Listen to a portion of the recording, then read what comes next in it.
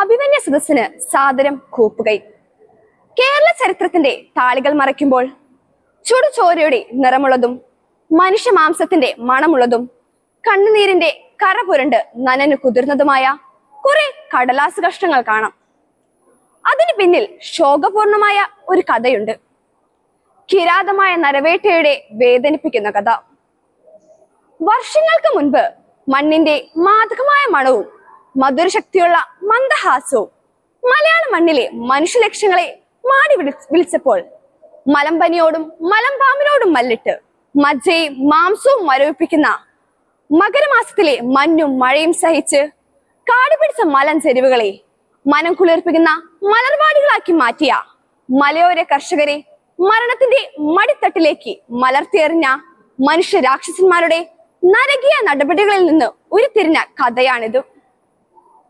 മത്ത് പിടിപ്പിക്കുന്ന മദ്യവും മധുമന്ദഹാസം പൊഴിക്കുന്ന മധുരാശിമാരുമൊത്ത് മണിവീടും കെട്ടി മദ്യമറന്ന് ഉല്ലസിക്കുന്ന മന്ത്രി പൂങ്കുവന്മാരും മാനുഷിക മൂല്യങ്ങളെ മാനിക്കാത്ത മുതലാളി വർഗങ്ങളും ഒത്തുചേർന്ന് നടത്തിയ ഗൂഢാലോചനയുടെ ദാരുണ ഫലമായി കിഴക്കൻ മലകളിൽ തീജ്വാലകൾ ആളിപ്പടർന്നു.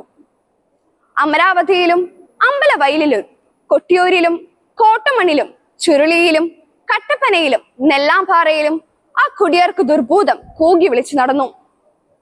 അധ്വാനിക്കുന്ന ജനവിഭാഗത്തെ അടിച്ചമർത്താൻ വേണ്ടി അലറിയെടുത്ത അന്ധകാര സന്തതികളുടെ അട്ടഹാസങ്ങളും ആക്രോശങ്ങളും അവിടെ ഉയർന്നപ്പോൾ അമരാവതി എന്ന നഗരാവതിയെ അവശരും ആലംബഹീനരുമായ അനേകായിരങ്ങളുടെ നിലവിളി അവിടെ മുഴങ്ങിക്കേട്ടപ്പോൾ ആശ്വാസത്തിന്റെ കൈത്തിരിയുമായി രക്ഷയുടെ ദീപശിഖയുമേന്തി അവിടേക്ക് ഓടിയെത്തുകയും മണ്ണിൻ മക്കളെ രക്ഷിക്കാൻ സ്വജീവൻ പോലും ബലി കഴിക്കാൻ തയ്യാറാവുകയും ചെയ്ത മനുഷ്യസ്നേഹികൾ എന്ന പേരിന് തികച്ചും അർഹതയുള്ള നേതാക്കൾ മുൻപോട്ടിറങ്ങി വന്നതായി നാം പത്രങ്ങളിൽ വായിച്ചിരിക്കും.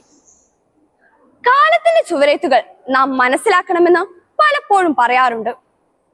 സത്യത്തിനു വേണ്ടി, സമത്വത്തിനു വേണ്ടി, സ്വാതന്ത്ര്യത്തിനു വേണ്ടി, സാഹോദര്യത്തിനു വേണ്ടി നെഞ്ചുറപ്പോടെ, നിശ്ചയദാർഢ്യത്തോടെയും കാലുറപ്പോടെ, കരലുറപ്പോടെ ചില കാര്യങ്ങളിൽ പ്രവേശിക്കുവാനും ചിലത് പ്രവർത്തിക്കുവാനുമുണ്ട്. അങ്ങനെ പ്രവർത്തിക്കേണ്ട കാലമാണിത്. നമ്മുടെ നാടിന്റെ പരിവർത്തനം നമ്മുടെ കൊച്ചു കേരളത്തിൽ നിന്ന് തന്നെ ആരംഭിക്കണം. ഒരു പരിഷ്കാരത്തിന്റെ പരിവർത്തനത്തിന് സാമൂഹിക സാംസ്കാരിക വിപ്ലവത്തിന്റെ ഒരു പ്രഭാതം തന്നെ ഇവിടെ ഉണ്ടാകണം. അതിന് നമ്മുടെ ആധുനിക ലോകത്തിലെ കരുത്തുറ്റ വ്യക്തികൾ ശക്തി ആർജിക്കണം. നഗരങ്ങളും ഗ്രാമങ്ങളും കൈകോർക്കണം. അതിന് ആരുടെ തല വെട്ടണമെന്നല്ല പറയുന്നത്, മറിച്ച് സ്നേഹബന്ധങ്ങളിലൂടെ അത് സാധ്യമാകണം. നമ്മുടെ പാർലമെന്ററി സമ്പ്രദായത്തിന്റെ 4 അതിർവരമ്പുകളിൽ നിന്ന് അത് സാധിക്കണം. അതിനുവേണ്ടിയാണ് നാം പ്രവർത്തിക്കേണ്ടത്. നിങ്ങൾ സാഹോദര്യത്തിന് വേണ്ടി ദാഹിക്കുവേൻ, സമത്വത്തിന് വേണ്ടി സംഘടിക്കുവേൻ, സ്വാതന്ത്ര്യത്തിന് വേണ്ടി ശബ്ദമുയർത്തുവേൻ. നന്ദി, നമസ്കാരം.